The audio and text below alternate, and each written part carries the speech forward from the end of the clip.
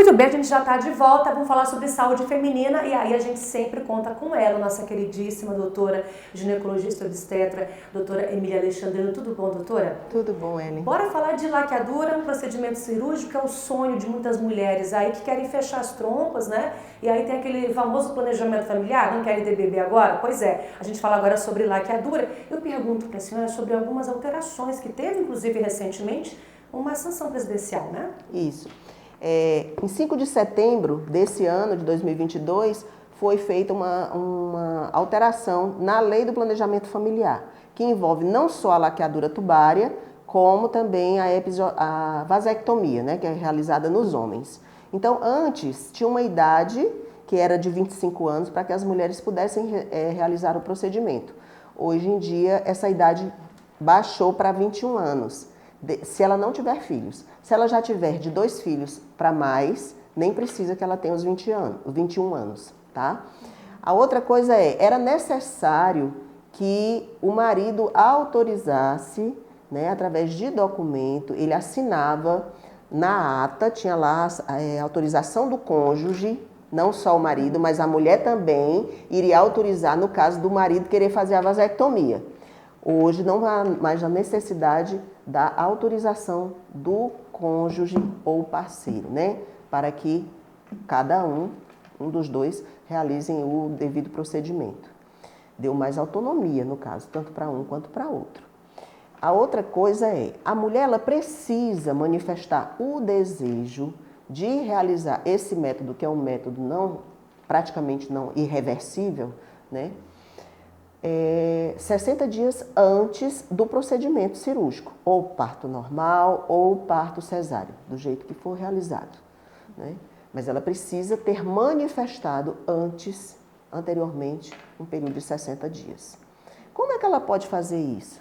Ela está fazendo pré-natal, mesmo que seja no serviço público ou no serviço privado, e ela conversa com o pré-natalista dela, com o médico, ou no caso com a enfermeira, se for na unidade básica de saúde, que ela deseja encerrar, né? Que ela deseja realmente fazer alguma coisa mais definitiva para que ela não venha mais a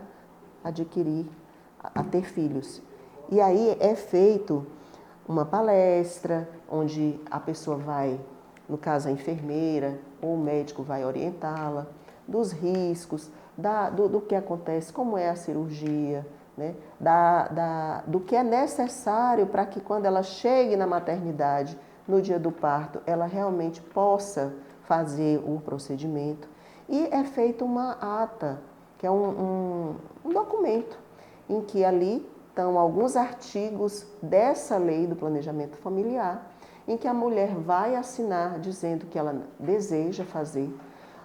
Antes o marido assinava e o médico também assina, ou enfermeiro, que está fazendo o acompanhamento pré-natal.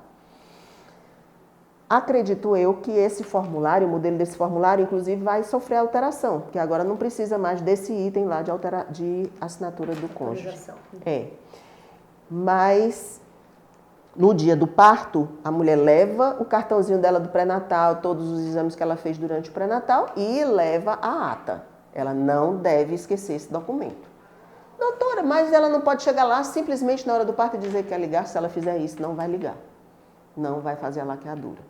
Agora, uma coisa que a gente tem, inclusive eu queria reforçar isso aqui, e seria de grande importância, porque nós temos alguns profissionais, colegas, que trabalham na rede pública de saúde, aqui em Roraima, né, aqui na capital, na única maternidade que atende e que realiza esse tipo de cirurgia, que muitas vezes se nega a realização desse procedimento no ato das cesarianas, por medo de processos, porque já teve casos de pacientes que pediram para laquear, né?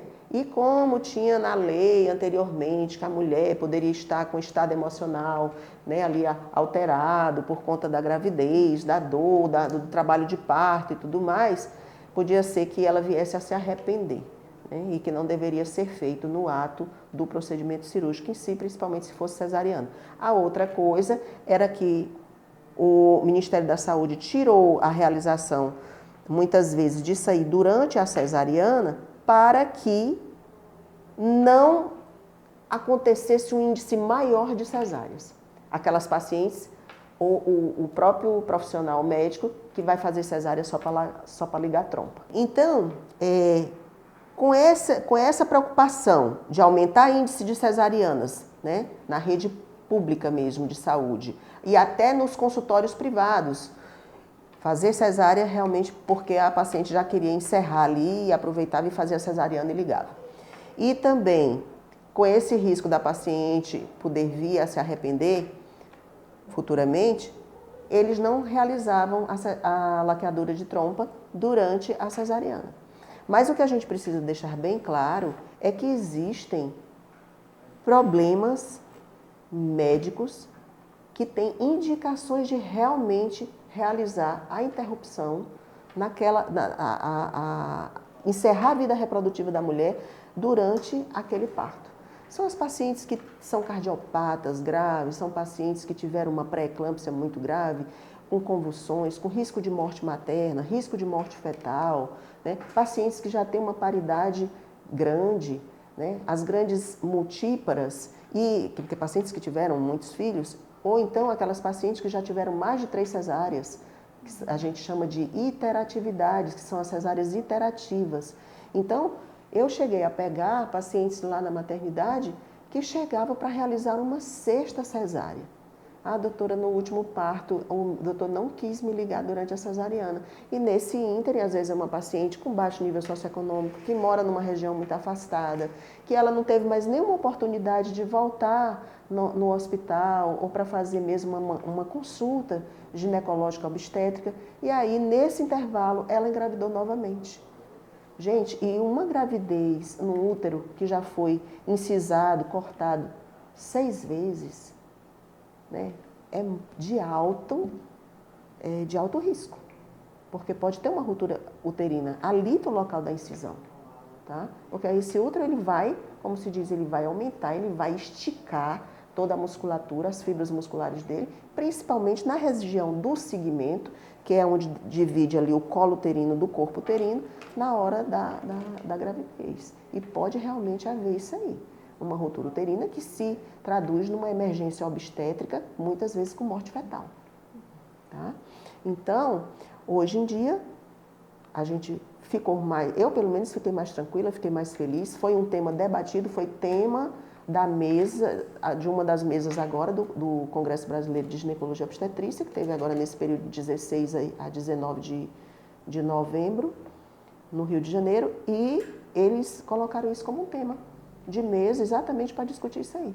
E eu fui exatamente perguntar se os médicos poderiam ficar tranquilos, seguros de que não iriam ser processados, né? Porque tinha paciente também que agia de má fé, pedia para laquear e depois ia arguir e pegava um advogado desses, né? Que aproveitava a ocasião para tirar dinheiro do Estado. Muitas vezes elas queriam era uma indenização, ou do Estado ou do próprio médico que tinha realizado o procedimento. Então, pode ficar tranquilos que isso não provém mais e pode realizar o procedimento naquelas pacientes que realmente têm indicação de interrupção da vida reprodutiva durante o próprio ato da cesariana, sim. Né? Só precisa que essa mãe tenha manifestado isso aí. E tem a cesariana por indicação médica, em que você pede ali a assinatura de mais 2 colegas que estão participando daquele procedimento médico, né? Eles assinam e indicam e conversam com a paciente, com a família da paciente, com o esposo e realizam, tá bom? Tá certo. E uma coisa que eu queria deixar também clara, Ellen, é que a vasectomia é um método mais fácil, de menos, como se diz, complicação, e que tem um maior poder de ser, da paciente vir a se arrepender, ou o marido, e conseguir fazer uma recanalização, voltar atrás da ideia, entendeu? Do que a laqueadura. Só que os maridos, os homens, ainda têm um pouco mais de resistência. Eles têm medo, né, da cirurgia, têm medo de se tornarem impotentes, o que não tem nada a ver. É uma cirurgia super fácil, é um procedimento, inclusive, que faz em centros cirúrgicos bem pequenos, ambulatoriais, com anestesia local, entendeu? E que o cara sai andando de boa para casa.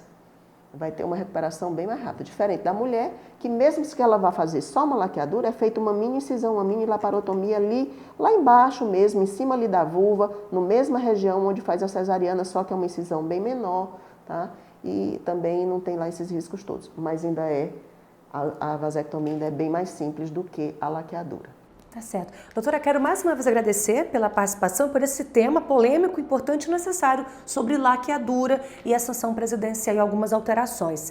Se você gostou, obrigada, continue assistindo sempre aqui o Doutor Me Consulta.